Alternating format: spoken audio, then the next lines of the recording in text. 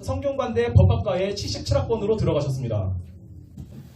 부산 미국 문화원 방화 사건, 이런 굵직굵직한 공안 사건들을 다 이렇게 수사를 하셨었어요. 그리고 책도 굉장히 많이 펴내셔가지고 공안 검사 활동을 하시면서 국가보안법 해설이라고 하는 책을 펴내셨고요. 또 종교활동과 분쟁의 법률 지식이라고 하는 책도 출판을 하셨습니다. 그리고 중간에 서울지검에서는 컴퓨터 수사 부장을 하셨어요. 그러니까 부정선거에 관해서는 아마 우리나라 최고 전문가가 아니신가라고 이제 생각이 됩니다. 그리고 노무현 정권 때는 그때 미운털이 박히셔가지고 검사장 승진에 5번 누락이 됐습니다. 예. 그런데 이명박 정권에 들어서 이제 검사장에 승진이 되셨고요. 그때 또 책을 내신 게 집회 및 시위에 관한 법률이라는 책을 출판하셨습니다. 그러니까 굉장히 책을 열심히 또 많이 내셨어요. 그리고 이제 변호사 시절에는 교회와 법 이야기라고 하는 책을 출판하셨고요. 이제 드디어 인생의 역전이 일어나는데 박근혜 정부 들어서 박근혜 대통령하고 전혀 인연이 없으셨다고 합니다. 그런데 법무부 장관에 발탁이 되셨습니다. 그러니까 제가 이게 보니까 과거에 성균관대에 들어가셨던 게 아마 서울대에 들어가셨으면 그때 발탁이 안 됐을 수도 있지 않았나, 이제 이런 생각이 좀 드는 거예요. 혹시 맞습니까? 맞습니다. 예. 그러니까 이게 정말 하나님의 계획이셨던 거예요. 그리고 이제 법무부 장관이 되셨고 또 나중에는 국무총리가 되셨고요. 예. 그리고 미래통합당 대표가 되셨죠. 그때 사실 이제 밖에서는 황교안 대표님을 많이 이렇게 또 비판도 하시고 그랬는데 사실 그때 일을 많이 하셨어요. 조국 사퇴를 위해서, 조국 그때 법무부 장관 사퇴를 위해서 삭발 시위를 하셨고요. 그리고 그 당시 문재인 정권이 지소미아 없애겠다고 했는데 그거 계속 유지해야 된다. 그래서 그 단식 투쟁도 하셨고요. 그러니까 굉장히 일을 많이 하셨습니다. 그리고 이제 4.15 총선 때 물론 그때 패배를 함으로써 처음으로 정치적 실패를 맛보셨고요. 그러나 이제 여러 번 말씀하셨지만 황교안 장로님께서 13일에 걸친 회개의 시간을 가지면서 다시 하나님 아버지로부터 정치를 다시 시작해라, 이런 음성을 들으셨다고 간증을 하셨습니다. 그래서 20대 대선에 출마를 하셨고요. 현재는 부정선거 방지, 코로나 정치 방역, 백신 강제 접종 반대를 위해서 최전선에서 우리 국민을 위해서 뛰고 계십니다. 네, 박수 부탁드립니다. 감사합니다. 이렇게 정말 나라 민족을 위해서 열심히 뛰어주신 우리 황교안 대표님이십니다. 좋은 소개에 대해서 제가 잠깐 보충을 할 게 좀 있는데, 예, 하십시오. 예. 저는 팩트를 사랑하고 존중하고 있는데요. 네. 말씀 중에 팩트가 아닌 게 몇 개가 있어서 예, 알겠습니다. 예. 그걸 좀 이렇게 정정을 하고 넘어가도 되겠습니까? 예, 그럼. 예. 우선 이제 제가 대학 때 어머니가 대학 가라 그래가지고 그때부터 공부를 시작했다 그랬는데, 공부를 시작한 것은 제가 10살 때 교회에 와서 선생님이 신앙생활도 열심히 하고 공부도 열심히 해라, 그 말을 듣고 제가 그때부터 공부를 시작했습니다. 주일학교. 네, 그 전에는 사실 공부를 안 했어요. 어머니가 나가서 놀으라고 그러니까. 왜냐면 우리 집 좁으니까 나가서 놀아라. 막내인 너는 나가서 놀아라. 그래서 제가 열심히 나가 놀았어요. 그래서 난 나가 노는 게 내 사명인 줄 알았다니까요. 그 공부를 당연히 잘할 수가 없죠. 근데 교회에 갔더니 맨 처음에 그 교회 가서 선생님한테 처음 공부하라는 말을 처음 들었어요. 신앙생활도 열심히, 또 공부도 열심히 해라. 그래야 이 가난한 동네에서 벗어날 수 있다. 이래서 선생님 말씀대로 제가 신앙생활도 열심히 하고 또 공부도 열심히 했더니 이게 막 중간 밑에 있던 사람이 이렇게 앞으로 올라가더라고요. 그 점에 대해서는 제가 대학 들어갈 때부터 공부한 게 아닙니다. 그 다음에 제가 연수원 수석 졸업을 했다고 그러는데 이것도 사실 안 맞아요. 저는 그 연수원 다닐 때 신학교를 했거든요. 그러니까 두 개를 같이 하면서 이게 인관이 될까 안 될까 걱정을 하면서 사실은 내가 하나님과 소원했던 시험 빨리 합격시켜 주시면 내가 신학을 진학해서 믿음이 흔들림이 없는 그런 젊은이의 삶을 살겠다고 이렇게 소원했었는데 이게 시험이 빨리 돼가지고 된 건 좋은데 300명을 뽑는 바람에 임관되기가 힘들어져서 뭐 둘을 어떻게 할 거냐, 하나를 연기할 거냐, 뭐 이런 걸 갖고 이제 하나님 기도했더니 하나님이 답이 없더라고요. 오히려 내 안에 답이 오기를 네가 스스로 약속해놓고 왜 하나님은 약속을 지키셨는데 너는 딴소리 하냐. 내 안에 그런 자책이 와가지고 신학교를 갔어요. 두 개를 다 했는데 기적은 뭐냐면 제가 졸업할 때 수석했다는 게 아니라 둘 다 졸업할 수 있었다는 게 기적이에요. 정말 기적 같은 일이거든요. 다 똑똑한 사람들 속에서 어떻게 제가 공부를 잘해가지고 임관이 되겠습니까? 또 신학교 요즘도 그렇습니다만 옛날에 신학교에 우수한 분들이 많이 오셨거든요. 근데 반 공부해가지고 또 잘 졸업할 수 있을까? 둘 다 하나님께서 해주셔서 정말 감사를 드리고 있습니다. 그 다음에 제가 노무현 정부 때 검사장 승진해서 5번 탈락했다 그랬는데 이거는 2자를 5자로 이렇게 거꾸로 읽으신 것 같아요. 2번 탈락했어요. 근데 사실은 한 번 탈락해도 뭐 사표를 냈는데 뭐 주변에서 다 말리고 또 우리 검찰 안에서는 또 사표 받지도 않고 뭐 이래가지고 이제 2번 안 됐는데 그다음에 정권이 바뀌면서 노무현 정권이 이제 MB 정권으로 바뀌면서 바로 승진이 됐고 2년 동안 밀렸던 거를 나중에 고검장 될 때 초단기 승진을 해가지고 이제 결국 이제 똑같아졌죠. 네, 그래서 저는 5번이 아니라 2번입니다. 그리고 한 가지 더 아까 뭐 말씀하신 것 중에 다 됐나요? 그리고 이제 제가 책을 쓰게 된 동기는 다 사실은 남들이 당연히 해야 된다고 생각하는데 못하고 있는 거, 안 하고 있는 거 이런 부분이 있어서 썼어요. 제가 맨 처음 쓴 책 이름은 그 얘기를 제가 하려고 그랬어요. 예. 제가 맨 처음에 쓴 책은 검사님 이럴 땐 어떻게 해야 되나요? 이런 책이었어요. 그 책을 이제 목사님이 만드셨는데 목사님이 운영하시는 출판사에서 내셨는데 내가 이제 이렇게 준 제목은 뭐냐면 교회와 법.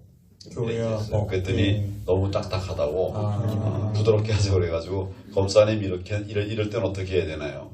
이래가지고 이거 베스트셀러였습니다. 왜 그 얘기를 안 해줬어요? 그래서 이제 그걸 왜 썼는가 하면 교회가 목사님들, 장로님들이 법을 잘 모르니까 모르고 불법적인 일들을 많이 하시더라고요. 그래서 그걸 결국은 나중에 악한 세력이 우리 교회를 무너뜨리려고 그럴 때 그거 공격하면은 우리가 굉장히 힘들겠더라고요. 그래서 제가 그 책을 썼고 지금은 이제 교회들이 법 어기는 일들이 대부분 다 정리가 됐습니다. 우리가 뭐 사리사욕 때문에 하는 게 아니라 몰라서 불법을 해도 몰라도 처벌이 될 수 있거든요. 그래서 나쁜 마음 가진 사람들이 들어와서 목사님들 왜 재정을 그렇게 썼느냐 고소하고 이렇게 되면 이게 굉장히 심각한 한 문제가 되고 그래서 그것 때문에 제가 책을 썼었는데 여러 가지 책을 쓴 것들이 대부분 다 이제 없는 그 영역에서 없는 것 아까 제가 국가보안법이라든지 집시법 이런 것들도 다 제가 쓴 책이 처음 쓴 겁니다. 그렇지만 하여튼 꼭 필요한 책이기 때문에 좀 시간을 내서 이렇게 썼는데 다행히 하나님께서 이제 새벽에 저를 깨우셔서 새벽에 일을 할 수가 있었습니다. 우리 황교안 대표님은 검사 출신이기 때문에 네, 맞습니다. 예, 제가 검사를 잘해요. 네, 감사하고요. 예, 이어서 좀 소개해드릴 분이 계십니다. 우리 정갈래 선교사님, 북한 선교와 또한 한국에 있는 정치인들 또 경제인들 회개시키는 운동을 지금 하고 계시는데 예, 정갈래 선교사님 함께 해주셔서 감사하고요. 평소에 황교안 대표님에 대해서는 좀 어떻게 좀 생각하시는지 예, 좀 듣고 싶습니다. 네, 원래 황교안 대표님이 저에게 인상을 팍 주신 것은 대통령 대행을 하실 때 국회에 와서 질의응답 하면서 흔들리지 않고 꼿꼿이 제가 만약에 그곳에서 그런 질문을 받았다 그러면 저는 쓰러졌을 거예요. 그런데 쓰러지지도 않으시고 똑바로 서 계시더라고요. 그리고 그 답변을 정말 원칙대로 잘 넘어가시는 거 보고 나서 제가 그때 저 사람을 좀 아껴야 되겠다. 그래서 그때서부터 제가 존경하게 되었습니다. 하나님께서 이렇게 어느 기회에 연결시켜 주셔가지고 여기까지 왔는데 정말 이 걸음걸음마다 하나님의 크신 인도하심이 있었다.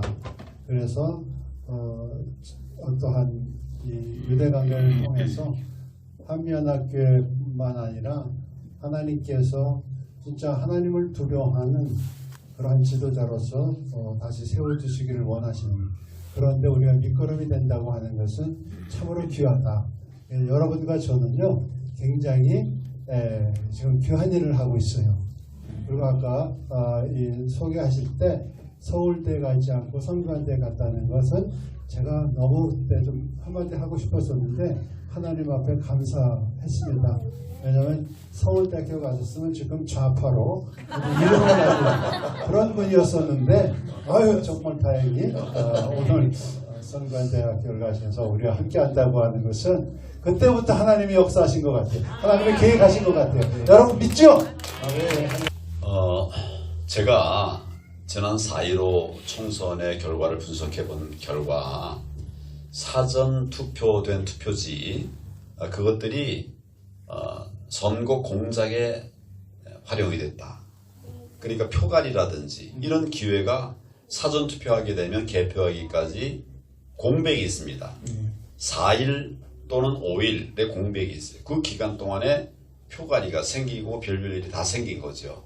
그래서 사전 투표를 하면 우리는 표를 더 늘리기 위해서 사전 투표를 했더니 결과적으로는 이 좌파가 그것을 자기들의 표로 만드는데 활용을 해버렸다. 차라리 안 했으면 그럼 그런 소재가 없으니까 이걸 뭐 어떻게 조작을 하려고 해도 할 수가 없지 않습니까? 근데 우리가 해놓으니까 그걸 가지고 자기들이 마음대로 장난질을 했다. 그래서 그걸 이제 깨닫고 나서 이제는 제가 사실은 4.15 총선 때도 그때도 사전투표를 하라고 했어요. 우리 당에다가는. 그때 제가 당대표 시절이니까. 왜 그랬는가 하면 당일 투표에서는 우리가 경쟁해볼 만한데 사전투표에서 지는 거예요. 우리도 그럼 사전투표에 한번 올인해보자. 이래가지고 제가 종로에 출마했었습니다만은 거기서도 사전투표를 많이 했어요. 우리 나중에 보니까 우리 유권자들이, 종로 유권자들이 보니까 만날 때마다 나한테 그냥 아이고 나도 사전투표했다고. 사전투표 뒤에 본투표까지 며칠 사이가 또 있지 않습니까? 제가 그때도 쭉 다니면 아이고 대표님 내가 사전투표했다고 다 그랬어요. 근데 이게 어떻게 뭐 그쪽은 우리보다 2배 이상 사전투표가 많은 걸로 하고 저는 떨어지고.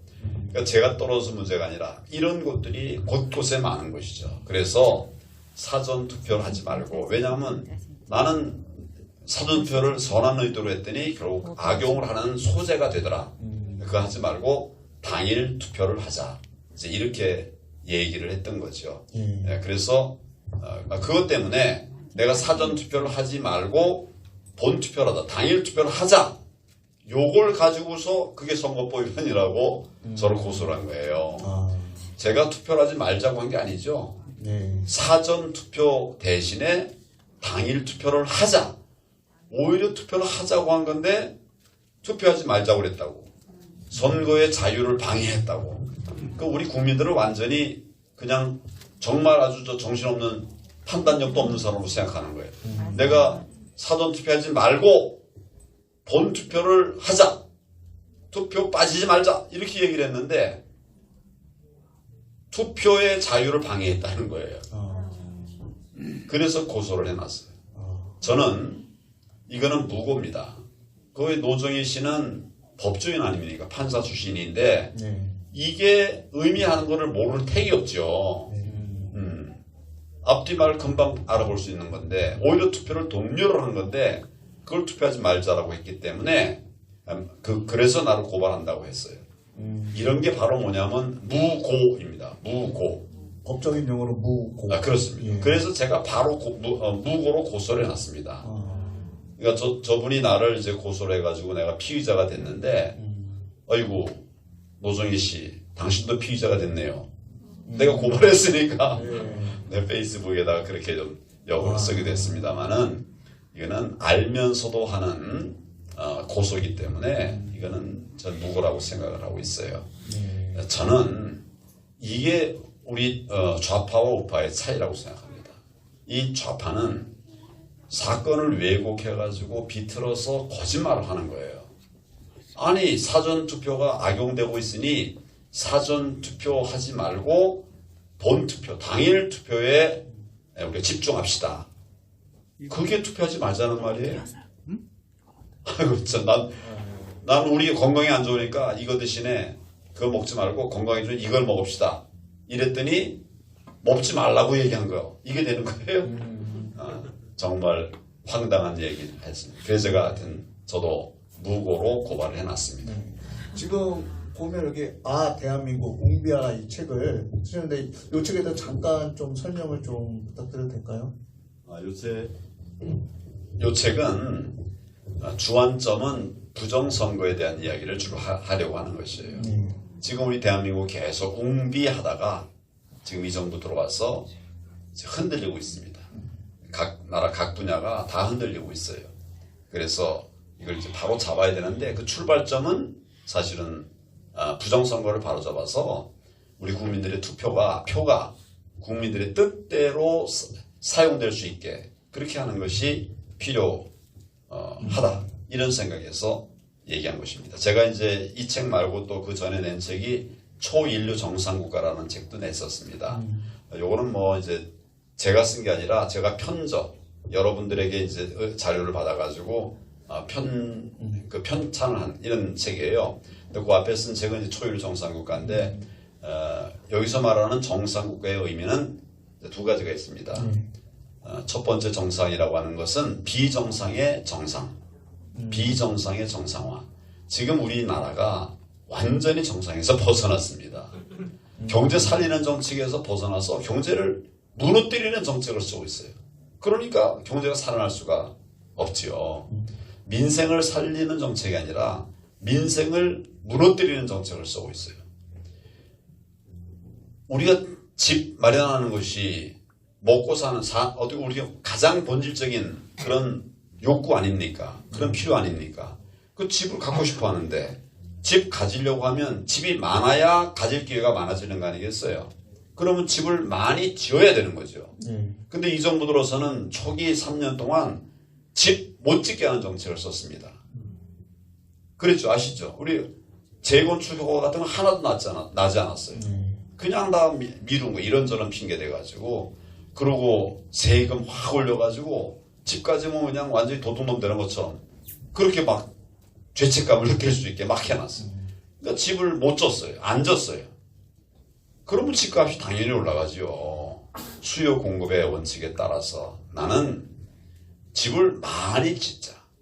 살고 싶어하는 동네에 살고 싶어하는 집들을 많이 지으면 뭐 처음에는 집 있는 사람 없는 사람 이렇게 뭐 차이가 나가지고 불만도 생기고 이러겠지만 결과적으로 집이 많아지면 이제는 경쟁과 싸움이 저절로 줄어드는 거예요. 그게 시장 경제 원리거든요. 네, 그런데 지금 이 정부는 거꾸로 가니까 다 거꾸로 하나하나 예를 들자면 안보 지킨다고 뭐 평화가 같다고 그러는데 평화가 아니라 우리 머릿속에 지금 행복이 다 잔뜩 지금 이고 살아가는 겁니다. 거꾸로 다 가고 있어요. 그래서 저는 정말 이런 비정상들이 정상으로 가야 된다. 그리고 정말 우리가 꿈꾸던 나라는 이런 비정상의 나라가 아니거든요. 세계에서 정말 존경받고 부러움을 얻을 수 있는 정말 우리 살기 좋은 행복한 나라를 만들자는 게 우리의 뜻인데 그게 제가 생각하는 정수리 정자 윗상자에서 최고의 정상 비정상을 넘어서 정상 국가로 가자 하는 게 제 꿈이었습니다. 근데 그것이 지금 사실은 이 부정선거로 인해서 우리가 사회주의 국가가 되면 다 이런 것들이 도로가 되는 거예요. 다 쓸데없는 것이 되는 거죠. 우리가 사회주의 국가 되면 지금 이런 제가 얘기한 게 무슨 의미가 있겠습니까? 지금 이제 오늘 여기 이 책은 4.15 총선 이후에 나타난 부정선거의 사례들을 쭉 설명을 하고 있어요. 앞쪽에는 이제 그 당위성에 대해서 쭉 설명을 하고요. 그래서 이거는 지금 시점에 딱 필요한 이야기이기 때문에 출판해 냈는데 마침 또 3구 대선하고도 이어져서 네, 맞습니다. 이 책은 하여튼 돈이 없으면 저에게 얘기하시면 제가 무료 가까이 드리겠습니다. 돈이 있으면 많이 사서 보시기 바랍니다. 저는 이제 4.15 재검표 이후에 4.15는 부정선거다 이렇게 판단을 했고 또 그렇게 선포를 했죠. 그래서 이제 3구에서는 부정선거가 일어나서는 안 된다. 그러려고 하면 우리 감시 활동을 정말 철저하게 해야 되겠다. 이렇게 이제 생각을 했습니다. 감시하려고 그러면 많은 사람들이 필요하거든요. 전국에 1430개의 당일 투표소가 있습니다. 14,300개 정도의 당일 투표 현장이 있어요. 그 다음에 사전 투표에는 3,500개 정도의 사전 투표장이 있습니다. 그러니까 이걸 다 지키려고 그러면 3,500, 7,000에다가 14,300이니까 18,000 어떻게 됩니까? 14,000 그 다음에 8,000 그러니까 22,000 이 정도의 투표 현장이 있는 거예요. 엄청나게 많은 사람들이 이제 투표를 하는데 사실은 이제 우리 보수 정당이 이 감시 활동을 잘 못했습니다. 한다고 했지만은 좌파들처럼 그렇게 치열하게 하질 않았어요. 하는 신용을 할 때도 있었고 조금 이제 구멍들이 많이 있었어요. 식사 때가 되면 또 가는데 그 사이에 또 무슨 일이 일어날지도 모르고 또 이제 수당을 받고 나면 그 다음에 좀 일찍 가기도 하고 그럼 나머지 시간이 완전히 비어있는 시간이 되는 거죠. 뭐 다 그런 것이 아니라 뭐 일부가 그랬겠지만은 그 일부가 구멍이거든요. 그래서 이걸 막기 위해서 어떻게 하는 게 좋겠냐. 그래서 만든 게 부정 선거 방지대 부방대였습니다. 아까 말씀드린 것처럼 미니멈 22,000 이걸 사실은 이제 한 사람이 어려우니까 한 곳마다 두 사람이 한다고 해도 44,000 뭐 전체적으로 보면 뭐 한 5만 명 46,000명 내지 5만 명의 사람들이 필요했는데 이걸 하기 위해서 제가 몇 단계를 거쳤습니다. 처음에는 이제 전화 한 통 해주십시오. ARS 전화 한 통 해주십시오. 이렇게 이제 해가지고 사람들을 모았어요. 34,000명까지 34만 명까지 모였습니다. 많이 모였죠. 단기간 내 몇 달 사이에 34만 명이 모였어요. 제가 그래서 그분들에게 이제 문자 연락을 다 보냈습니다. 해가지고 우리가 선거 부정을 막기 위해서 부방대를 만들려고 하니까 동참해달라고 이래 했더니 이제 사람들이 모이기 시작한 거예요. 그게 아까 말씀드렸던 17,000명, 18,000명 이렇게 이제 모인 거죠. 뭐 저는 사실은 한 3만 명, 4만 명이 모이면 좋겠다 싶었는데 처음에 이제 34만 명 모였던 것이 나중에 수렴되기는 17,000명 정도로 이렇게 수렴이 됐어요. 그래서 그 17,000명 갖고 막으려니까 부족하니까 모자라니까 다른 부정선거 방지 활동을 하고 있던 다른 단체들 이런 데하고 다 연합을 했습니다. 그래서 당신들은 여기를 막아달라, 당신들은 여기를 막아달라. 그리고 이제 다른 정당, 다른 야당 정당들이 있거든요. 우리하고 뜻을 같이 하는 정당이 있어요. 헌법 가치를 공유하는 이런 정당들에게도 제가 이제 손을 내밀어서 같이 하자 이랬습니다. 그래서 이제 각자들이 가세현 같은 경우도 가세현은 이제 수도권에 서울, 인천, 경기 이쪽에 그 사전 선거를 감시해서 보관함들을 사전 투표한 것을 보관하는 보관함들을 사진 촬영해서 감시하겠다. 그래서 거기는 또 이제 우리가 안 해도 되잖아요. 이렇게 이제 해가지고 부족한 인력을 이제 채우려고 했죠. 그리고 이제 몇 번 내가 시민들에게 다시 이제 호소하고 해서 결국은 지금 한 2만 명 정도가 됐습니다. 부방대가. 그런데 그 많은 사람들을 이제 가지고서 많은 사람들과 함께 막아내기 위한 노력들을 했는데 부족했지만, 그래서 우리가 10%를 막아낸 것은 아니지만 부족했지만 몇 프로, 한 2%, 그것이 결국 승패를 가른 거예요. 저런 사람들은 1% 승리하겠다고 그랬는데 0.64%, 0.73%를 우리가 이겼으니까 그 차이를 이제 부방대와 또 우리 시민들이 결국 이겨낸 것이다. 저는 이렇게 생각을 하면서 우리 시민들에게 정말 감사하고 또 수고한 부방대에게도 고맙다는 말씀을 드립니다. 저는 우파의 가치는 나라 살리는 것이 우리의 가치라고 생각합니다. 내가 잘 되는 것보다도 나라를 살리는 것, 그것이 이제 우리 우파의 가치라고 생각을 해요. 후보가 좀 잘하는 부분이 있고 부족한 부분이 있을 겁니다. 잘하는 부분에서는 우리가 득표를 하고 모자라는 부분은 막고, 근데 이제 본인이 그 부분에 대해서 윤석열 대통령 당선자는 평생을 이제 그 수사 분야에서도 특별히 이제 특별수사 분야에서 근무를 했던 분입니다. 그러니까 선거 사범을 한 번도 다뤄본 일이 없는 분이에요. 그러니까 본인의 약점이죠. 그래서 나는 뭐 평생을 여기도 있었기 때문에, 그래서 그걸 뭐 얘기를 해줘도 뭐 잘 모르면 이해가 잘 안 되는 거죠. 그러니까 본인은 그 길을 가고 표를 얻는 길을 가고 나는 표를 잃는 것을 막고 이렇게 해서 결국은 이겨낸 것이 아닌가 이런 생각을 하는데, 이 자체가 굉장히 어려운 겁니다. 그 자체가 너무 힘든 건데 시민들께서 함께 해주셨고 특별히 교회가 굉장히 역할을 많이 해주셨어요. 교회가 역할을 많이 했다는 것은 하나님께서 움직여 주셨다는 것이죠. 그래서 결국은 우리가 승리를 이룰 수 있었다. 근데 이제 우리가 잘하고 하나님께 인정받아가지고 이렇게 잘 된 건 아닌 것 같아요. 우리가 많이 부족한데도 그래도 이게 사회주의 국가로 가면 교회가 당장 핍박을 받고 또 너무 힘들어질 테니까 하나님께서 지켜주신 것이라 이렇게 생각을 합니다. 그래서 저는 첫째는 하나님께 감사합니다. 두 번째는 우리 시민들이 참 누가 뭐래도 가장 현명한 분들이 과연 시민들이었다. 그리고 부방대가 행동대가 되어서 시민들의 손발이 되어드렸다. 이런 것들이 후보와 함께 대선 승리를 이룬 요인들이라고 생각을 합니다. 사람으로서는 안 됩니다. 하나님만 가능합니다.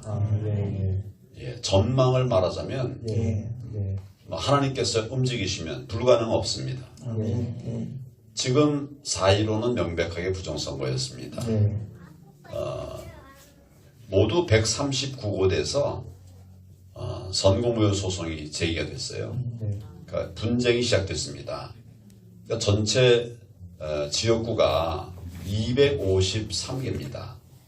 그게 139개면 과반이 훨씬 넘죠. 이런 유례가 없어요. 그만큼 부정선거였다고 하는 거예요.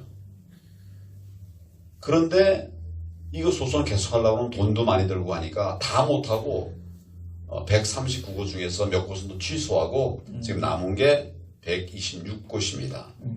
그러나 그 126곳에 대해서도 법에는 제소일로부터 소를 제기한 날로부터 180일 이내에 처리하도록 되어 있습니다. 6개월 이내에 처리하도록 되어 있어요. 처리하여야 한다. 이렇게 되어 있어요. 그런데 180일은 고사하고 지금 2년이 다 돼가도록 아직 한 곳도 판결이 난 데가 없어요. 한 곳도 없어요. 더 심각한 것은 대법원 시작도 안 했어요. 선고하려고 그러면 재검표를 하고 그 다음에 그것에 대해서 검증을 쭉 하고 분석을 하고, 그래서 이것이 선고무효에 해당하냐 안 되냐 또 심리를 해서 판단하고 이런 절차가 남아있기 때문에 그걸 서둘러서 해도 180일 이내에 하기가 쉽지 않아서 그걸 법으로 딱 정해놓은 거거든요. 힘들지만 이때까지는 꼭 해라. 이게 180일인데 180일은 고사하고 2년 다퉈가는데 검증의 출발점인 재검표조차도 5군데밖에 안 하고 있어요. 그것도 다 끝난 것도 아니에요. 그러니까 결과적으로는 아무것도 안 함으로써 이렇게 밀어가지고 뭉개버림으로써 이 자기들의 불법을 감추겠다고 하는 그런 행태로밖에는 해석이 안 됩니다. 그 사람들 판사입니다. 판사. 법을 가장 잘하는 판사가 법에 180일 이내에 처리하여야 한다 라고 되어 있는 거를 그냥 뭉개고 있는 거예요. 이게 과연 민주주의가 아닙니다.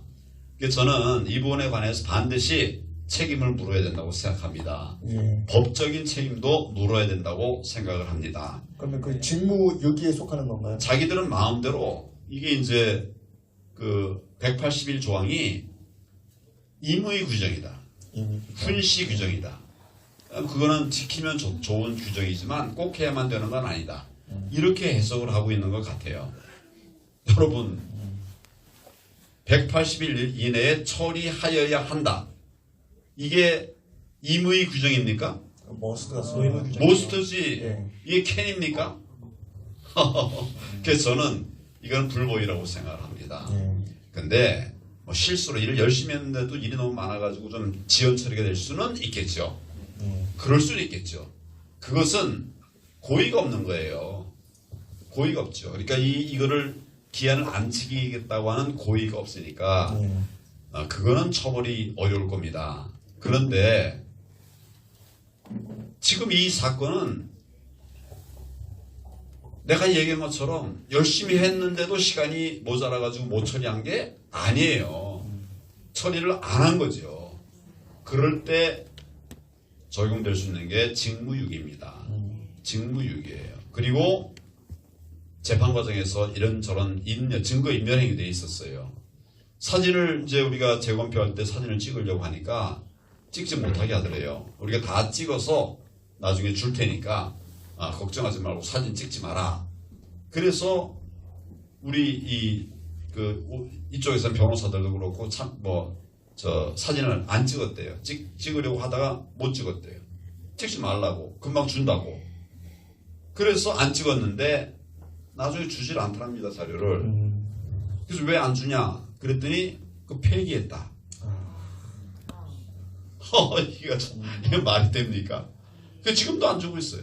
증거 인멸이네요, 그러면요. 그렇죠. 예. 그러니까 따지고 보면 직무유기, 증거인멸, 각종 문서에 대한 조작의 혐의도 사실 있어요. 죄명들이 많습니다. 근데 그동안은 우리가 4.15 부정선거를 국민들에게 알리기 위해서, 그 다음에 3구 대선에서의 또 이 부정선거 다시 저질리지 않도록 국민들에게 알리기 위해서, 그걸 막기 위해서 전력하느라고 사실은 그 책임을 묻는 일에는 전력을 할 수가 없었습니다. 이제는 정리를 하고 책임자들에게 책임을 물어야 되겠다 이런 생각을 합니다. 그리고 그것도 강력하게 지금 너무 악의적이에요. 너무 악의적이에요. 저는 사실은 사랑을 외치는 사람입니다만은 정말 악한 악에는 그것이 무엇인가를 보여주는 것도 또 다른 사랑이라고 생각합니다. 그래서 앞으로 이제 우리가 남은 기간 동안에는 우선 4.15 부정 사례들에 대해서 사법 처리 절차에 들어가도록 할 것입니다. 물론 이 문재인 정권 하에서의 사법부 지금처럼 할 거예요. 그것들이 다 직무유기로 또 쌓여가는 겁니다. 그렇게 쌓아서 반드시 정의가 승리한다는 것을 국민들 앞에 보여드리도록 그렇게 노력을 하겠습니다. 혹시 뭐 국민들에게 부탁하실 말씀은 좀 있으신가요? 국민 여러분들께서도 피해자입니다, 사실은. 내 표가 지금 남한테 갔거든요. 국민들도 분노하셔야 됩니다. 나는 열심히 가서 투표했더니 나는 2번을 찍었는데 이게 1번에게 가버렸다면 피해자가 바로 누굽니까? 바로 우리 국민들이에요. 국민들도 분노하셔야 됩니다. 그래서 잘못한 것에 대해서는 피해자는 고소를 할 수 있고, 그 다음에 제3자는, 피해자가 아닌 제3자는 범죄 사실을 안다면 고발을 할 수가 있어요. 근데 고소와 고발의 차이는 그런 겁니다. 피해자 직접 하는 것은 고소, 그 다음에 피해자가 아닌 제3자가 하는 것은 고발. 그런데 허위 사실을 고발하면 무고가 되는 거예요. 근데 팩트를, 사실을 고발하면 그것은 정의로운 행동이 되는 겁니다. 그럼 지금 이제 뭐가 불법인지 여러분들에게 제가 말씀을 드렸기 때문에 여러분들도 이제 아마 행동하실 수 있어요. 국민들도 행동해야 내 표를 뺏기지 않습니다. 네. 여러분들의 표를 뺏기지 않습니다. 제대로 수사하면 몇 달이면 진실이 다 밝혀집니다. 그 부정선거였다고 하면 부정선거였다면 선거 무효가 될 거 아닙니까? 그러면 그 사람들은 이제 의석을 잃겠죠. 네. 뭐 그런 것들이 우선 출발이 될 것인데, 그러나 그런 일들은 한 건에 대해서도 그런 판결이 나기가 쉽지 않은 거예요. 근데 워낙 광범위하게 부정선거가 이루어졌기 때문에 이건 뭐 정말 특단의 조치가 필요하다고 생각합니다. 정권 차원에서 선거 정의를 세우기 위한 이런 특단의 조치가 필요하다고 생각을 하고, 근데 이제 문제는 뭐냐면 이게 지금 소송이 돼 있는 요것만 문제냐, 다른 곳들도 문제냐, 소송이 안 되는 다른 곳들도 문제가 아니냐, 이런 얘기가 될 수 있거든요. 얘기가 거기까지 넘어가 버리면 정말 복잡해지는 거죠. 이건 뭐 여야 할 것 없이 지금 지난 4.15 총선 전체가 사실은 전체가 무효입니다. 이 엉터리 네. 승자도 무효이고 패자도 무효이고 이건 정말 혁명인데, 제가 그래서 자꾸 혁명이라는 말을 얘기하는데, 혁명에 가까운 정도로 완전히 잘못된 것은 바로 잡고 새 출발하는 것이 낫지 않겠나, 저는 그런 생각을 합니다. 근데 정치권에서 그런 용기를 못 낼 것입니다. 그러니까 필요하다고 하면 국민들이 힘을 모으셔야 돼요. 필요하다면 그건 이제 국민들의 또 판단이 필요하다고 생각합니다. 정갈래 선교사님, 그 미국에서 부정선거 관련해서 혹시 뭐 듣는 소식이 있으실까요? 미국은 계속적으로 그 음모라고 하는 차원에서 그 메인스트림 방송에서 트럼프를 깔겨 뭉개려고 방송을 하고 있는 실정이고요. 그러나 지금 드러나고 있는 증상을 보면 바이든이 그 부정선거를 통해서 대통령직에서 제대로 수행하지 못하고 있다. 그런 얘기가 나오고 곧 트럼프가 다시 들어올 것이다. 그리고 어저께 제가 이 사실을 지금 팩트를 체크하고 있는 중인데, 플로리다에서 EBS가 진행됐다고 하는 문자를 받았습니다. 그건 뭐냐면 이머전시 브로드캐스팅 센터라고 하는 시스템이라고 하는, EBS가 발동이 되면 그러면 우주국에서 모든 방송을 통제를 합니다. 그것이 바로 곧 계엄령 선포와 이어지는, 그렇게 되면 그때부터 부정선거를 한 사람들이 법원에 출두되고 아까 우리 황 대표님께서 말씀하신 것처럼 다 무효가 되는 그런 일들이 진행될 것입니다. 그게 사실이라면, 그렇게 되면 미국 전역으로 퍼져질 것입니다. 그러면 우리가 하나 이 군사 어떤 움직임을 통해서 계엄령이 미국 안에 선포가 되고 바이든이 물러남으로 새로운 정부가 쓸 것으로 저는 기대하고 있는데, 어떻게까지 진행되는지 참 애매합니다. 특히 이것이 마지막 전쟁이 우크라이나하고 러시아와의 싸움 가운데서 우리가 그 저번 때 그 김시한 목사님이 와서 딥스테이트에 대한 이야기를 하시다가 초반에 끝내고 말았는데 너무 아쉽죠. 그런데 지금 우크라이나에서 일어난 사건이 그 딥스테이트하고 마지막 보더라인에서 싸움하고 있는 것입니다. 미국에서 오바마 때부터 2015년서부터 그 전에서부터 무엇을 전 세계에다가 연구소를 만들었냐면, 우한 바이러스처럼 300군데라고 하는 데서 이제 이 생물화학 연구소를 만들어서 지원했는데, 우크라이나에서 30군데가 있다라고 하는 보도가 나오고 있습니다. 저는 그걸 믿고 있어요. 그리고 이번에 폭격을 정확하게 사실 재래식 장소를 폭격을 했어요. 근데 이 뉴스 미디어에서 보면은 러시아가 실패하는 것으로 자꾸만 나오는데 왜냐하면 우크라이나 지역에는 딥스테이트가 장악을 하고 있기 때문에 그것을 신식 무기로 파괴를 하고 싶지 않았던 것은 우크라이나 민족과 러시아 민족은 거의 같은 종족으로 이렇게 살아왔기 때문에 푸틴도 그것을 전쟁을 확대하는 것을 굉장히 자제하면서 시작을 했던 것입니다. 그것이 바로 미국의 대선과의 연결성이 있고 그것이 바로 앞으로 대만과 한국에 영향을 미쳐서 마태복음 24장에 나오는 전쟁과 전쟁의 소문이 실질적으로 우리 눈앞에 보이게 될 것으로 믿습니다. 그것이 바로 부정선거의 원천이고 딥스테이트의 그 소송자의 사건을 통해서 피자게이트라고 그러죠. 그런 걸 통해서 딥스테이트와의 전쟁을 지금 부정선거와 함께 미국에서 전개되고 있다.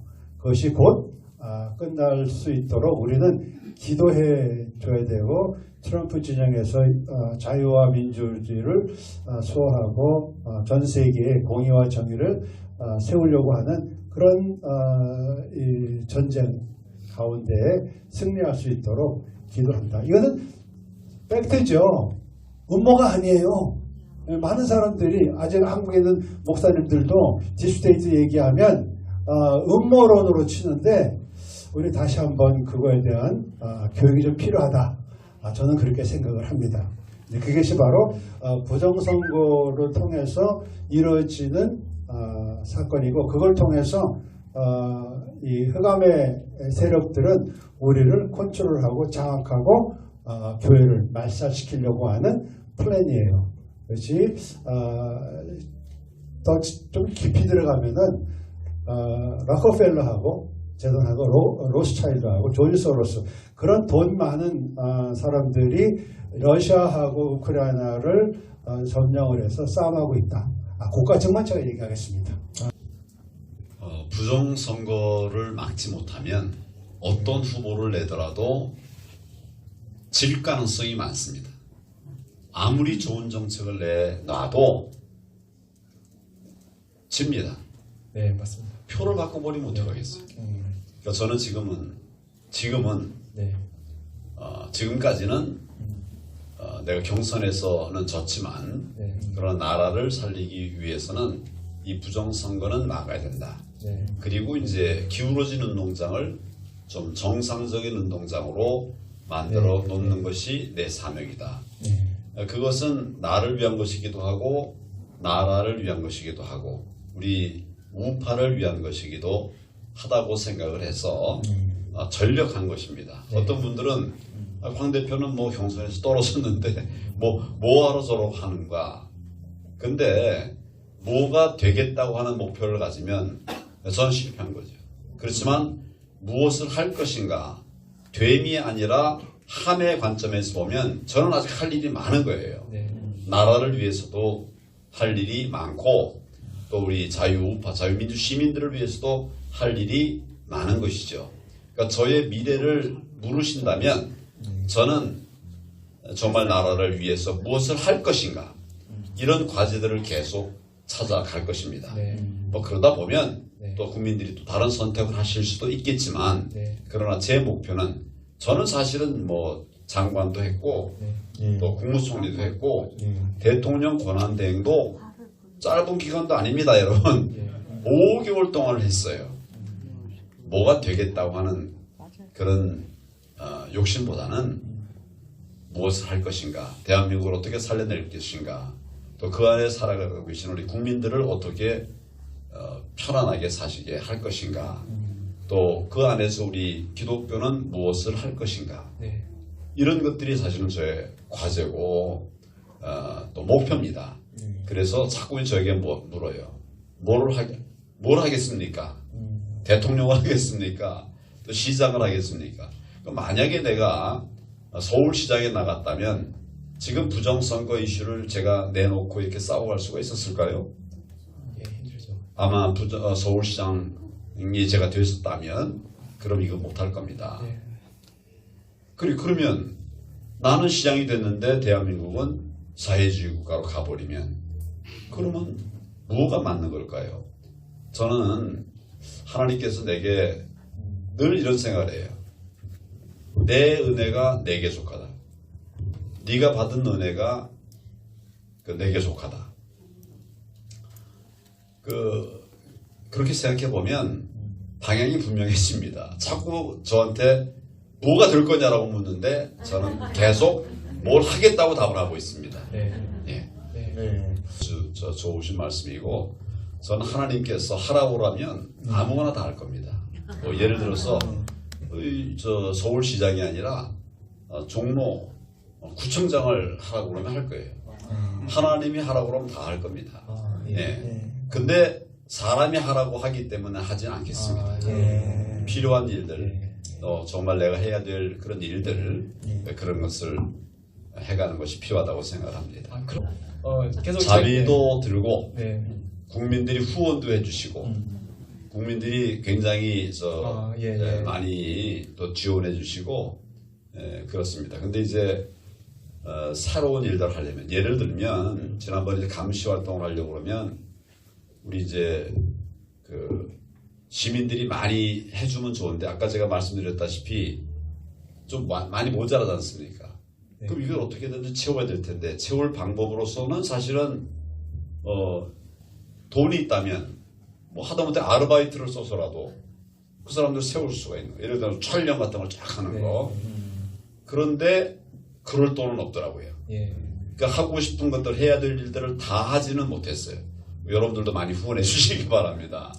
이런 것들을 다 이제 했으면 하는데 안 되니까 제가 또 이런 교회나 이런데 또 말씀을 드리고 뜻같이 하는 분들하고 모아서 어쨌거나 하여튼 그냥 여기저기 해가지고 완전하지는 않지만 부정선거 막을 노력들을 최대한 했더니 저쪽에서 하려고 하던 것들을 다 하지 못한 거예요.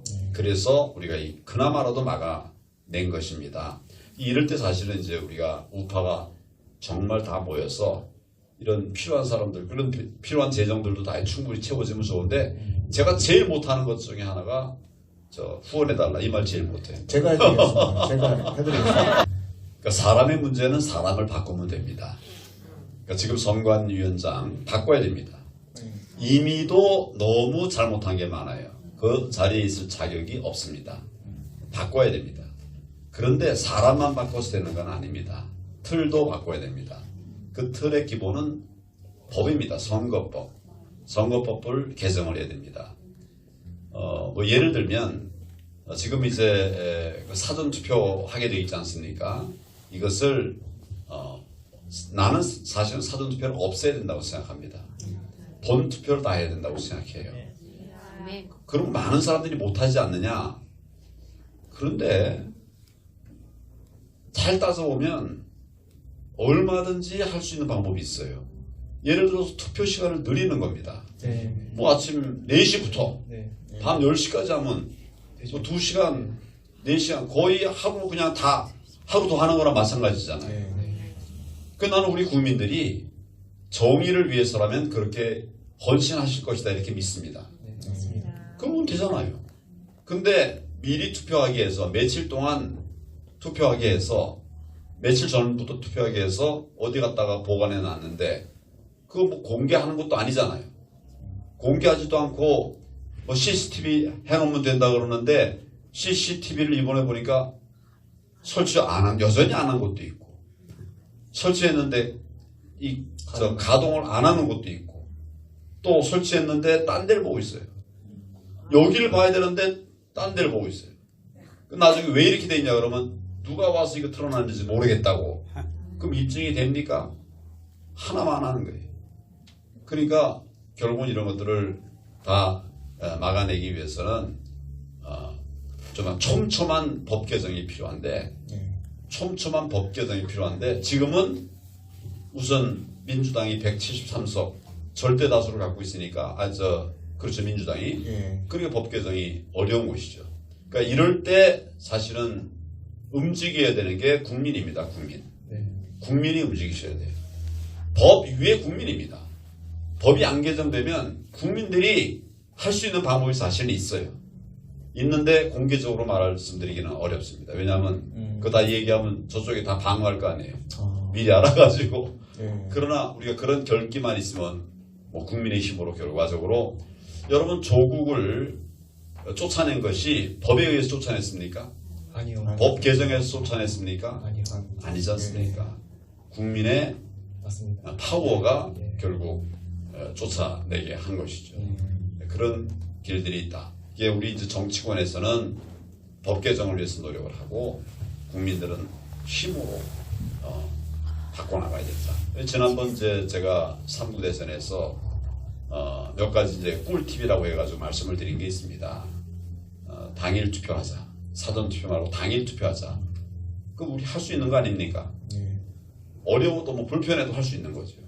그 둘째 들어가서 투표 참관인 도장이 찍혀 있는지를 보고 만약 안 찍혀 있다면 이 선관위 도장이 찍혀 있다면 법을 제시하면서 당신 도장을 찍어달라. 그렇게 요구를 해라. 그렇게 해서 압박을 해야 만약 이게 그냥 그렇게 넘어가면 내가 투표한 그 투표용지가 나중에 악용하려고 그러면 얼마든지 할 수 있는 거예요. 투표관리관 도장이 안 찍혀 있고 그냥 선관위 준 투표를 그냥 쓰고 그 인장을 쓰고 다시 반환한다면 나쁜 마음만 가지면 선관위가 얼마든지 또 가짜 투표지 만들 수 있지 않습니까? 네. 그래서 제가 이제 그런 얘기를 한 거예요. 이것도 정말 고육지책이죠. 이번에도 보니까 이제 이 문제를 제기했던 참관인들이 많이 있어요. 네. 법에 있는 걸 정당하게 요구하는데 그걸 또 막아내고 추방하고 쫓아내고 뭐 그랬다고 그래요. 이게 다 불법입니다. 예, 그래서 이제 그런 얘기. 그 다음에 이제 투표할 때는 접어서 투표하자. 세로 2번, 가로 2번, 그 다음에 펴서 개표한 다음에 다시 접어서 집어넣으면 이게 전자개표로 하기가 어려워질 수 있다. 그럼 수개표로 바꿀 수가 있으니까 그렇게 이제 하자. 누가 한 겁니까? 이거 행동할 거 누가 해야 되는 겁니까? 국민들이 할 수 있는 거거든요. 그러니까 정치권과 법을 고칠 책임 있는 사람들은 그 역할을 하고 그리고 또 우리 국민들은 국민의 힘으로 선거의 정의를 세워 나가기 위해서 같이 노력을 하고 이렇게 이제 해야 될 상황입니다. 그러니까 저는 이걸 한마디로 말하면 쉽게 할 수 있는 일을 어렵게 만들고 있다. 어려워도 해야 된다. 저는 이렇게 생각합니다. 예, 저 뒤에 네, 질문 좀 하나 하고 싶은데 방금 말씀하신 것처럼 국민들과 그리고 사회 지도층, 그 오피니언 리더라고 불리는 분들 간에 이 의견차는 항상 있어 왔지만 사실 지난 탄핵 때를 기점으로 해서 그 의견차가 굉장히 많이 벌어져 있었다라고 생각이 들었습니다. 특별히 지난 4.15 총선 전에 사실은 이런 시민 이제 아스팔트에서 운동하시는 분들은 4.15 총선에 부정이 있을 거란 경고를 계속해서 냈음에도 실제로 이제 정당 측에서는 부정선거에 대해서 얘기하는 것조차도 굉장히 민감하게 반응하는 일들이 반복이 되다가 제가 느낄 때는 황교안 대표님께서 거의 처음으로 이 아스팔트나 이런 시민들이 느끼는 이런 의문들을 공적인 자리에서 이렇게 외쳐주신 첫 케이스, 그 간격이 줄어든 첫 케이스라고 굉장히 느끼면서 감동을 받았었던 것 같은데요.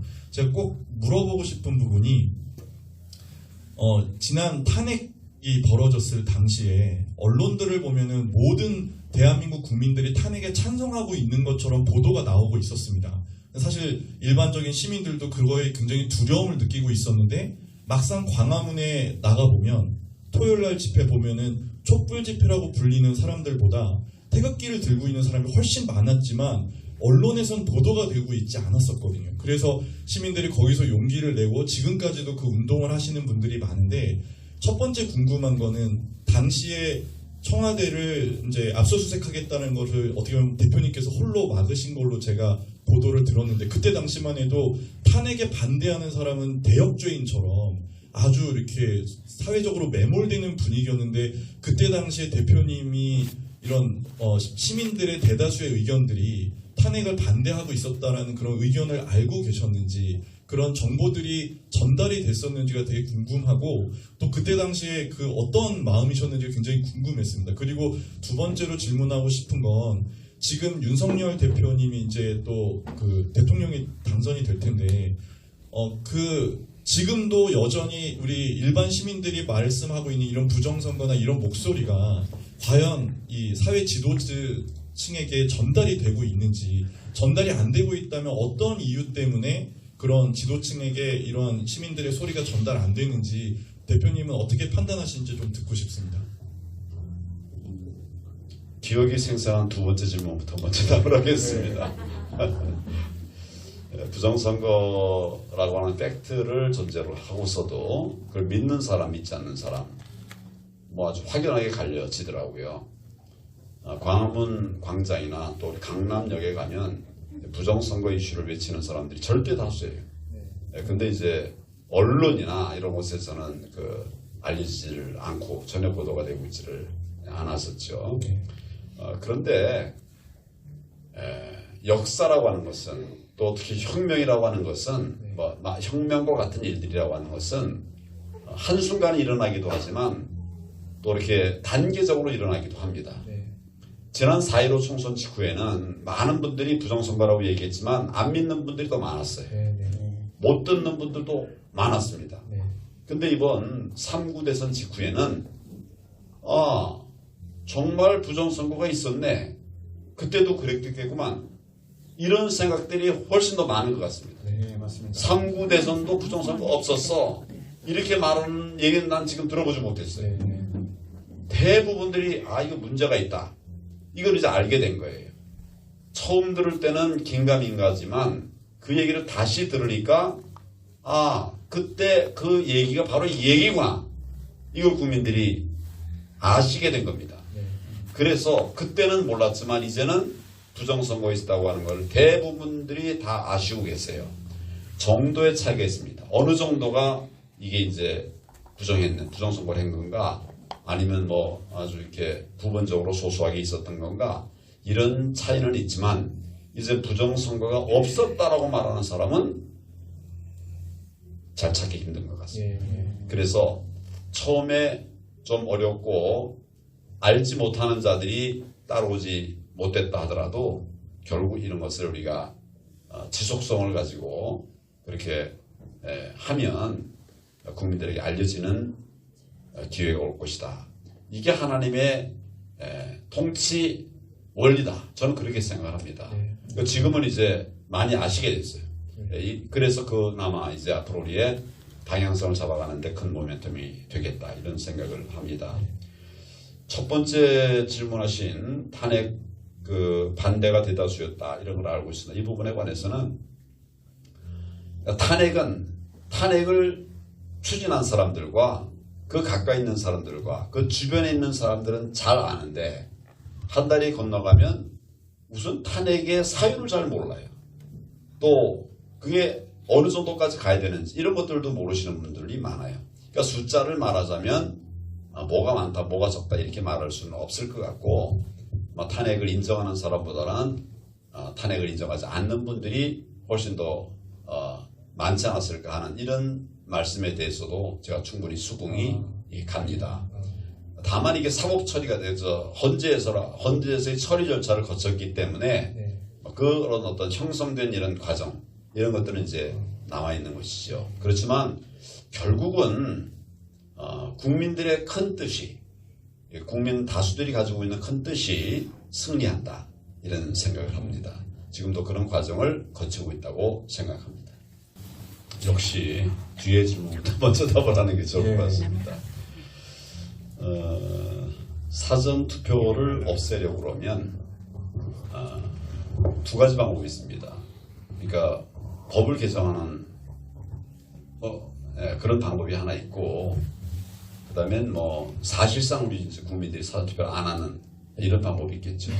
지난번 썼던 것이 이제 그런 방법이라면 법을 개정하는 것은 더 간명하고 정확하게 이렇게 할 수 있는 것이죠.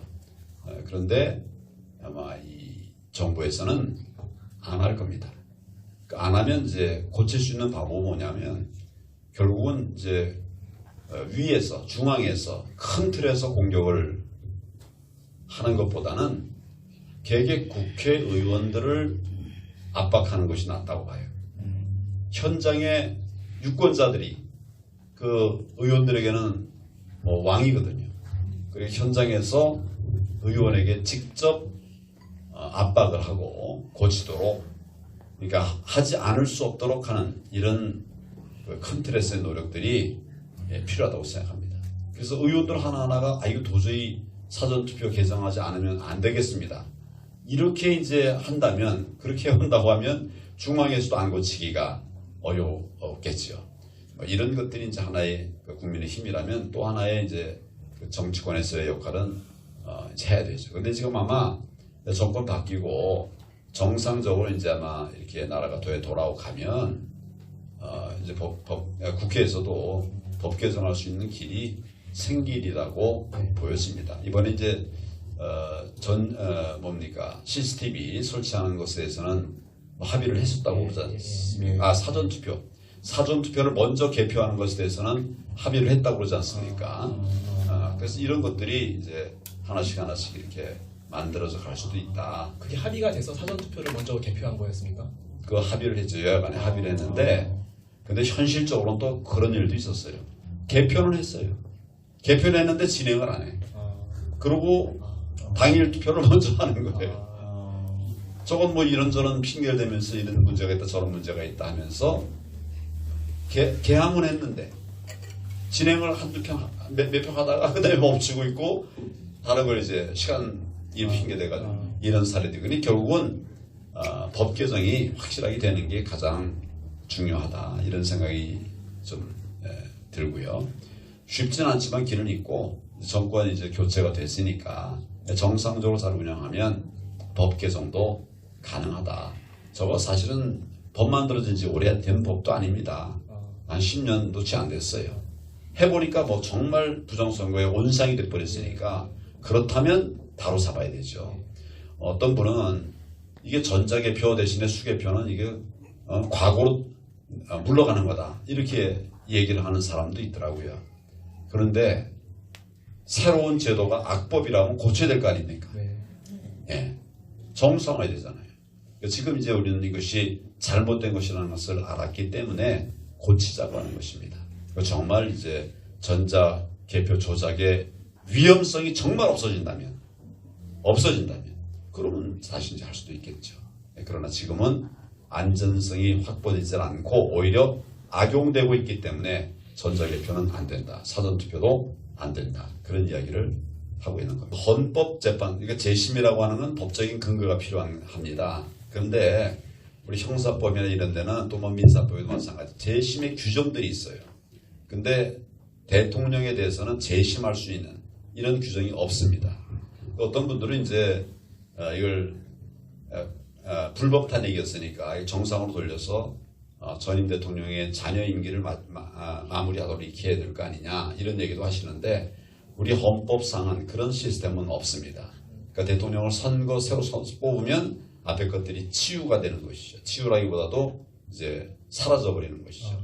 지금은 뭐 재심으로 할 것은 아니고 정치적인 평가를 하는 것이 필요하다고 생각합니다. 저는 박근혜 대통령님이 탄핵된 적이 없다고 생각을 합니다. 헌재에서 분명히 이정미 판사님께서 파면한다라고 했습니다. 탄핵된 적이 있으십니까? 그건 묻고 싶고요. 근데 파면한다라고 했고 분명히 그때 권한 대행님께서는 헌재 결정을 존중한다고 하시기 때문에 많은 사람들이 탄핵을 인정으로 받아들이셨습니다. 이 점에 대해서 어떻게 생각하십니까? 헌법에는 대통령에게 탄핵 사유가 있으면 탄핵한다, 이렇게 되어 있어요. 그럼 탄핵의 내용이 뭐냐에 관해서는 헌법재판소에 주문이라고 합니다. 이걸 어떻게 할 건가에 대한 결론을 내는, 거기에는 파면이라는 주문이 있어요. 그러니까 헌재에서 그 파면 주문에 따라서 선고를 한 거죠. 그러니까 헌법에 그 탄핵이라는 게, 파면이라는 게 없으니까 잘못된 거다, 이건 아니에요. 아니 그것에 따라서 어떻게 대통령을 파면을 내용은- 할 수가 있어요? 예? 대통령을 파면을 할 수는 없잖아요. 탄핵할 수 있는 대상에는 대통령도 들어가 있어요. 그리고 탄핵의 내용으로서는 주문의 내용 중에는 파면이라고 하는 게 있어요. 그러니까 주문이 여러 가지가 있는데 그 중에 이제 파면이라는 게 있죠. 그러니까 법에 따라서 한 거예요. 그 법 절차에 따라서. 그 탄핵이 정당했냐 부당했냐라고 하는 문제는 별도의 문제고 결정할 수 있는 그 틀대로 하긴 했다 이 말이죠. 다만 이제 제가 그 절차상에 우선 박근혜 대통령이 형사재판 진행 중에 형사재판의 유무죄 판결이 나지 않은 상태에서 탄핵이 됐습니다. 그 만약에 그 재판이 무죄가 됐으면 어떻게 되겠습니까? 탄핵 결정을 했는데 그 가장 중요한 근거가 됐던 형사 재판이 만약 무죄가 났다면 그럼 어떻게 될 거예요? 그래서 제가 절차에 문제가 있다라고 하는 얘기를 하는 것이에요. 주문 자체는 법에 정해져 있습니다. 지금 많은 분들이 그 얘기를 계속 하더라고요. 이거 설명을 해도 아니 헌법에는 탄핵이 없다, 파면이 없다는 거예요. 헌법에는 탄핵할 수 있다. 그 구체적인 내용은 헌법재판소법에 정해져 있어요. 그래서 주문을 뭐 이렇게 형사법으로 말하면 실형도 할 수 있고 집행유예도 할 수 있고 선고유예도 할 수 있고 여러 가지 주문이 있는 거죠. 근데 그 중에 하나가 이제 파면이기 때문에 그 선택을 해서 선고를 한 것이죠. 그러니까 우리가 어떤 그 정의를 얘기할 때는 사실은 이제 좀 두루 종합적인 판단을 했어야 되지 헌법이 없는 걸 했다라고 말을 이렇게 하면 헌법이 없는 거라는 건 아니죠. 그런 점을 말씀을 드리고 헌재의 결정을 존중한다고 하는 것은 헌재라고 하는 것은 헌법재판소라고 하는 것은 우리 하나의 국가기관입니다. 법원도 마찬가지고 또 검찰도 마찬가지고 거기서 이제 법 절차에 따라서 결정을 했으면 그 자체는 존중해야 되죠. 그렇지만 잘못된 것이 있으면 다투는 방법들이 있어요. 그런 다투는 방법들로 다투어야 되지 정부 기관들이 그 헌법 기관들이 어떤 결정을 하는 것에 대해서 이거는 뭐 그 결정이 잘못됐다라고 하면서 절차를 거치지 않으면서 절차를 거치지 못했는데 뭐 그건 없는 것으로 해야 된다 이렇게 말할 수는 없는 것이거든요. 그런 의미에서 제가 존중한다. 결정을 존중한다고 하는 것이지 탄핵을 존중한다고 하는 게 아닙니다. 그 결정을 존중한다는 얘기죠. 그러니까 우리가 분노를 가지면 자꾸 이게 좀 판단이 좀 떨어지는 것 같아요. 사실은 저는 대한민국을 지키기 위해서 또 우리 자유민주주의를 지키기 위해서 또 우파의 가치를 지켜내기 위해서 평생을 노력한 사람인데 뭐 하여튼 그 좌우에서 오해가 많이 있더라고요. 그러나 저는 하여튼 정의 뭐 또 우리 난 법조인이니까 법적인 근거에 따라서 이렇게 해 왔고 그러니까 이제 뭐 우리 대통령에 대해서 수사 그러니까 박근혜 대통령에 대해서 특검의 수사가 있었어요. 특검의 수사가 1차 수사가 이제 마쳐지고 수사 기간이 끝나니까 연장 신청을 하더라고요. 근데 그 당시의 분위기로 봐서는 그 거부할 수가 없었어요. 그래서 탄핵까지 간 건데 그런 상황인데 제가 볼 때는 수사할 만큼 했다. 이제부터는 정치 수사다. 그런 판단을 했기 때문에 그걸 제가 거부했습니다. 그래서 연장 신청을 기각을 했어요. 뭐 반발 많았습니다. 지금 뭐 하여튼 제가 그 수사를 방해한다고 뭐 그렇게 얘기를 하는데 제가 수사 오래 해본 사람이에요. 어느 정도 수사를 했으면 됐다, 안 됐다는 걸 판단을 하는 거죠. 그래서 연장 신청을 제가 기각한 것입니다. 수사 과정에서 청와대에 대한 압수수색을 하겠다고 했습니다. 청와대에 대한 압수수색에 관해서도 마찬가지예요. 청와대에 대한 압수수색은 압수의 가치보다 지켜야 될 것이 더 많으면 안 하는 것이 맞는 겁니다.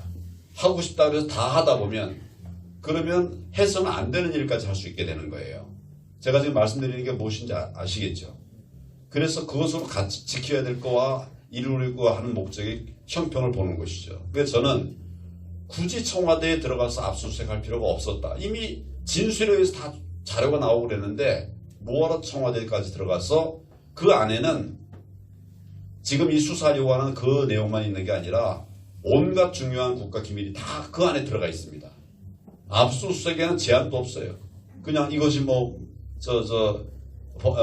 영장에 있는 것 같으면 다 뒤져버리는 거예요. 저는 그건 맞지 않다. 수사에는 늘 절제가 필요하다. 수사라면서 자기 목표를 이루지 못했다고 그래가지고 소위 이 별건 수사라고 그래가지고 내가 타겟으로 한 것은 사기인데 해다 보니까 안 나와요. 안 나오니까 옆으로 들어가서 횡령죄 수사하고 뭐 이런 걸 별건 수사라고 하는데 저는 그렇게 하면 안 된다는 생각입니다. 검사의 목적을 이루는 것이 아니라 피의자가 잘못했으면 잘못한 그것을 응징하는 것이 맞지 감정적으로 잘못했다고 그래가지고 내 혐의도 없는 걸 갖다 막 옆에 뒤져가지고 완전히 해부해서 사람을 죽여버리는 이거는 잘못된 수사다. 난 그렇게 생각을 하고 이게 검사들의 대부분의 생각이에요. 별건 수사는 하지 마라. 근데 당사자는 욕심 때문에 더 가기도 하죠. 저는 그까지 못하게 했었고 또 그렇게 하는 것이 맞습니다. 지금 이런 것들도 뭐가 과연 정의고 원칙이냐 법이냐 이런 데 따라서 감정적으로 할 일은 아니다. 그런 생각을 합니다. 투명한 투표함에 그다음에 이거 투표용지가 하나 들어갈 만큼의 그 공간 그리고 하나 들어갈 때마다 카운팅이 되거든요.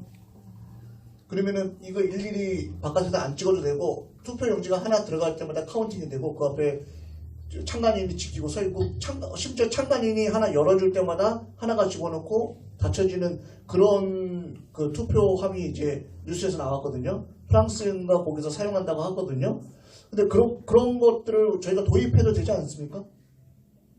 좋은 방안이라고 생각합니다. 예. 좋은 방안이라고 생각하는데 10명이 한 명의 도덕을 못 지킵니다.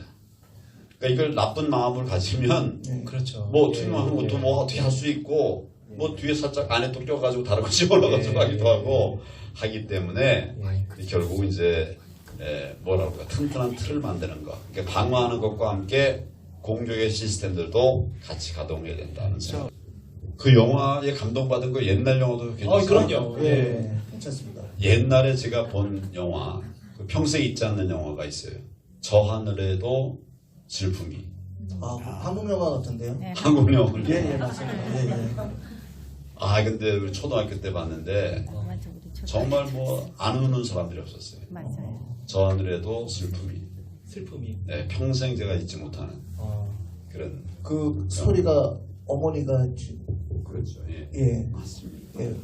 저도 본 것 같은데. 요즘 이제 그 어거스트 뭐 그런 게 있었어요. 옛날 그 천재 어거스트 그 러시, 천재소년 어거스트 러시. 러시. 예.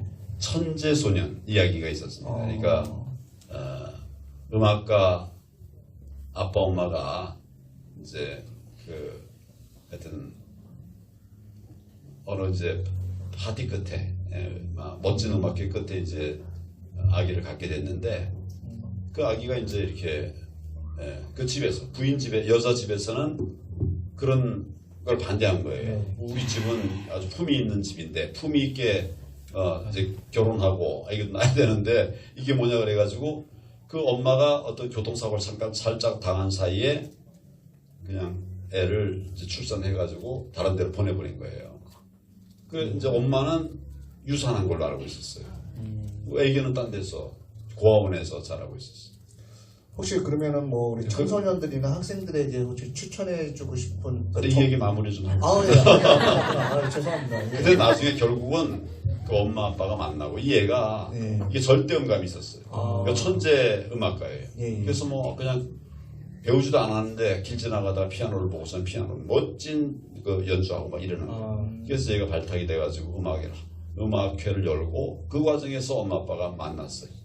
그런데 거기서 여러 가지 비밀들이 풀려지고 해가지고 이제 이렇게 회복이 되는 그런 영화였어요. 근데 그 어린 아이가 참 그 꿋꿋하게 이렇게 성장해 온 것이라든지 또 이게 또 이래저래 해가지고 결과적으로는 얘가 이제 길거리에서 연주하는 거를 아빠가 봤어요. 근데 너무 일 잘하는 거예요. 그러니까 길거리에서 앉아가지고 그 애기의 연주를 들었어요. 자기 아들이에요. 근데 뭘 처음 그때 몰랐던 거죠. 그러니까 나중에 연결고리가 다 풀리면서 이게 이제 아주 해피 엔딩이 됐었는데 뭐 최근에는 그 영화 본 것도 굉장히 예. 네, 안녕하세요. 그 청소년 정치연구소라는 채널을 운영하고 있는 청소년입니다. 혹시 황교안 대표님께서 존경하는 사상가나 그런 정치인 롤모델이 있으신지 한번 여쭤보고자 합니다. 저는 아브라함 링컨을 존경하고 그분들의 삶, 또 신앙 이런 것들을 굉장히 귀하게 생각합니다. 또 제가 지금 이승만 건국 대통령 기념사업회의 회장인 건 아시나요? 아니 몰랐습니다. 모르시는군요. 예, 몰랐습니다. 예. 제가 좀 맡을 상황은 아니지만 너무 소중하게 생각했던 것이기 때문에 이승만 건국 대통령 기념사업회 회장 임기가 끝나서 저에게 부탁을 하길래 제가 든 기도 끝에 하기로 했습니다. 그리고 지금 서너 달 됐어요. 이승만 대통령이 저는 굉장히 본받아야 될 분이다 이렇게 생각합니다. 우선 그분은 정치인이지만 신앙으로 정치를 하셨어요. 뭐 예를 들면 우리 재헌의회 시절에 이분이 그 사회를 봤습니다. 의장으로서 사회를 보시면서 정말 일제의 압제하에서 해방되고 우리가 이제 새로 나라를 만들어서 첫 국회를 여는데 이 자리에 이윤영 목사님이 계십니다. 기도해 주시기 바랍니다. 그렇게 해서 그분이 기도하고 다 의원을 다 일어나가지고 일어나서 기도를 하고 이렇게 했습니다. 그 대통령 과정에서도 대통령 재임 과정에서도 여러 위기의 순간들을 아주 굉장히 그 어려운 순간들마다 결단을 해서 이걸 이제 끌어오신 분입니다. 그 당시에 우리 사회에서는 사실은 좌파가 훨씬 더 사회주의자들이 훨씬 더 세가 많았었습니다. 근데 그런 것을 뚫고 자유민주주의를 채택할 수 있도록 민주주의 국가를 채택할 수 있도록 한 것도 우리 이승만 대통령입니다. 그래서 저는 뭐 굉장히 존경하고 그런 뜻에서 내가 대통령 이승만 건국 대통령 기념사업회 회장을 이제 맡게 됐습니다. 뭐 우리 안에서 한 사람을 찾으라면 근대사에 있어서는 우리 이승만 대통령 존경합니다. 네, 지금 현재 우리 우파 유튜브가 많이 폭발이 되고 있습니다. 계정 삭제, 영구 삭제, 되지 않는 뭐 우회 기술로 인해서 우파 방송을 터무니없이 막 3개씩 막 하루에도 4개씩 막 이렇게 폭파되고 있는데요.